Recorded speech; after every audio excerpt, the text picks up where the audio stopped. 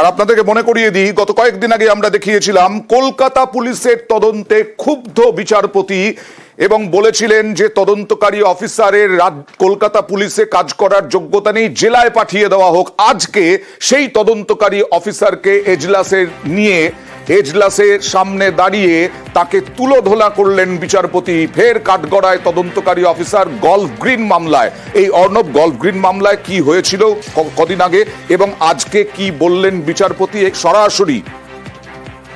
দেখো, বিচারপতি তীর্থঙ্কর ঘোষ আইও golf green থানা আয়োগকে এজলাসে রাখেন এবং রাজ্যের আইনজীবী এবং তার উদ্দেশ্যে একগুচ্ছ প্রশ্ন রাখেন এবং যে কেস ডায়েরি তিনি তদন্ত করেছেন তার একটা কেস ডায়েরি হয়েছে, সেই কেস ডায়েরি দেখিয়ে বলেন যে আপনি প্রমাণ করুন কলকাতা পুলিশের একজন অফিসার হিসেবে আপনি তদন্ত করেছেন, আপনি প্রমাণ করুন কোন মেডিকেল সার্টিফিকেটটা কোন সাক্ষীকে দিয়ে দিয়েছিলেন, কোন মেডিকেল অফিসারকে দিয়ে আপনি বয়ান নিয়েছেন, আপনার কাজ কি শুধুমাত্র কয়েকজনকে গ্রেপ্তার করা নামমাত্র তারপর তাদের ছেড়ে দেওয়া?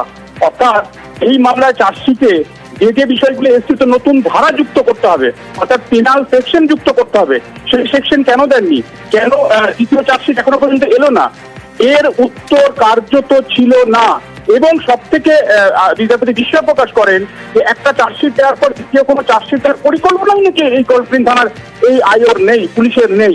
বিচারপতি জানান এই আয়ো কলকাতা পুলিশ কমিশনার এলাকা, সেই এলাকায় একজন আইও হিসেবে কাজ করছেন, এটা একেবারে তাদের সুনামের সঙ্গে যাচ্ছে না।